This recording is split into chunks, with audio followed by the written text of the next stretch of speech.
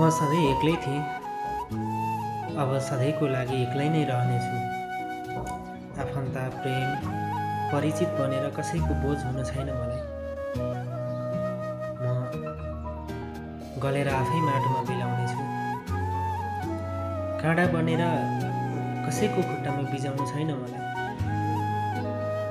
मैले जित पनि देखेँ, हार पनि देखेँ, प्रेम, उपहार, घृणाहरू पनि देखेँ। निसासिन्छ मन कहिले कसो जिम्मेवारीहरू सोचेर।